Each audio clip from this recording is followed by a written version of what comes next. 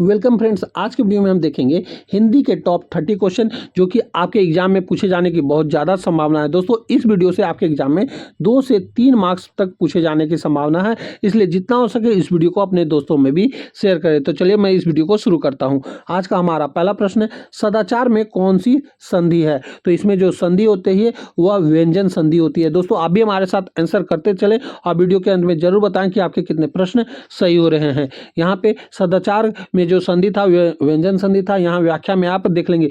दोस्तों, व्याख्या आप खुद से पढ़ेंगे क्योंकि व्याख्या बताने से वीडियो काफ़ी लंबा हो जाता है, जो कि हमारे पास समय कम है, और व्याख्या आप खुद से देखेंगे तो आपको समझ में भी आने लगेगा। हमारा अगला प्रश्न है, अपमान शब्द में कौन सा उपसर्ग है? तो इसमें जो उपसर्ग होता है अप उपसर्ग होता है, अपमान में अप उपसर्ग होता है। व्याख्या आप खुद से देख लेंगे। हमारा अगला प्रश्न है, चमक शब्द में इला प्रत्यय जोड़ने से कौन सा शब्द बनेगा?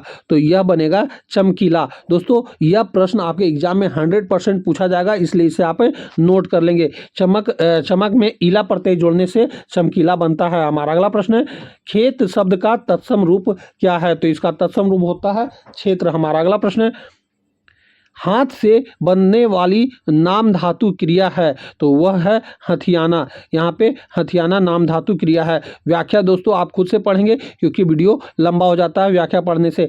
वृद्ध शब्द का बहुवचन बनाने के लिए कौन सा शब्द जोड़ा जाएगा? तो इसमें जो शब्द जोड़ा जाता है वह वृद्धजन शब्द जोड़ा जाता है, यानी जन शब्द जोड़ा जाएगा। हमारा अगला प्रश्न है, जैसा करोगे वैसा भरोगे वाक्य में कौन सा सर्वनाम है? तो इसमें जो सर्वनाम है वह संबंध वाचक सर्वनाम है। जैसा करोगे वैसा भरोगे। यह क्वेश्चन दोस्तों 100% आपके एग्जाम में पूछा जाएगा। हमारा अगला प्रश्न, मुख का विलोम शब्द क्या है? तो इसका विलोम शब्द होता है वाचाल। यहाँ पे मुख का अर्थ होता है गूंगा या जो बोल ना सके। इसका सही विलोम होगा वाचाल, जिसका अर्थ है बहुत अधिक बोलने वाला। दोस्तों, इसीलिए बोला जा रहा है कि आप व्याख्या खुद से पढ़ें, क्योंकि व्याख्या पढ़ने से वीडियो लंबा हो जाता है और व्याख्या में आपको डिटेल में समझाया भी गया है। हमारा अगला प्रश्न, सी का पर्यायवाची शब्द है, तो इसका पर्यायवाची शब्द होता है शार्दुल। हमारा अगला प्रश्न, जो कम खर्च करता हो उसके कहते हैं मितव्ययी। हमारा अगला प्रश्न है, दोस्तों व्याख्या को वीडियो पॉज करके खुद से पढ़ना है। हमारा अगला प्रश्न,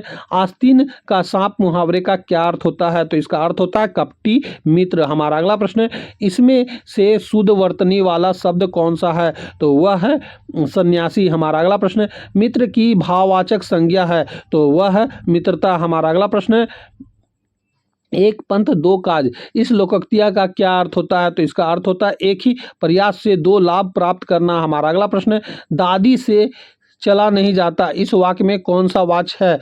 तो इसमें जो वाच्य है वह वाच्य है भाववाचक वाच्य। यहाँ पे आप व्याख्या में देख लेंगे। हमारा अगला प्रश्न है,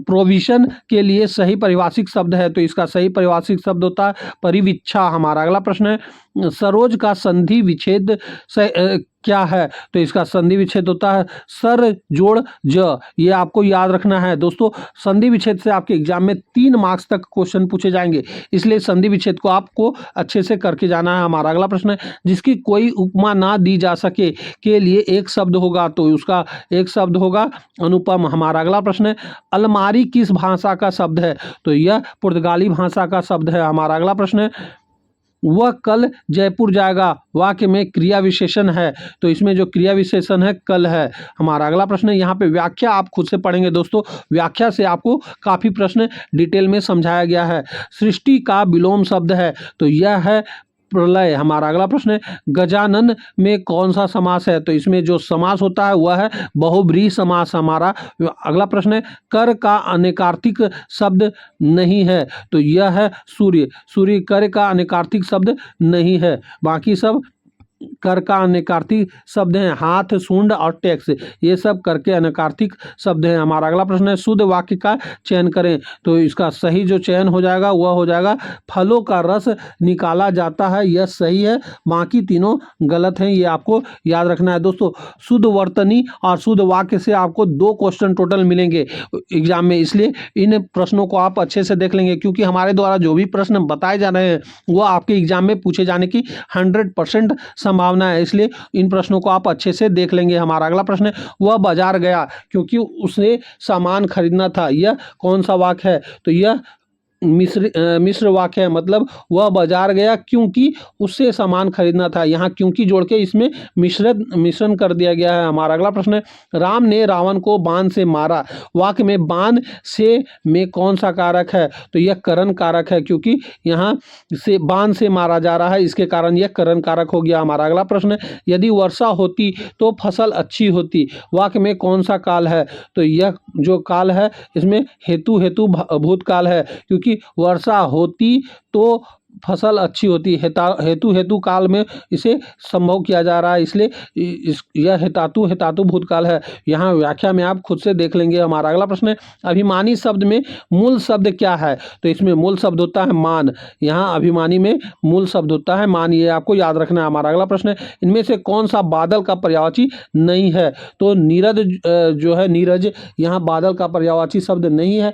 बाकी ये तीनों बादल के पर्यायवाची शब्द हैं। मेघ, पयोधर और वारिद, ये तीनों बादल के पर्यायवाची शब्द हैं। नीरज जो है यह जल में जन्मा अर्थात कमल का पर्यायवाची शब्द है। हमारा अगला प्रश्न है और इस वीडियो का आखिरी प्रश्न है, अत्याचार शब्द में कौन से उपसर्ग हैं? तो इसमें जो उपसर्ग है वह उपसर्ग है अति जुड़ आय, इसका उपसर्ग होगा। तो दोस्तों यहीं पे हमारा यह वीडियो समाप्त होता है। उम्मीद है कि ये 30 क्वेश्चन आपको अच्छे लगे होंगे और 30 प्रश्नों का आपने सही उत्तर भी दिया होगा। आपके कितने प्रश्न सही हो रहे हैं आप हमें कमेंट करके जरूर बताएंगे। तब हम आपसे मिलेंगे अगले वीडियो में। तब तक के लिए जय हिंद, वंदे मातरम।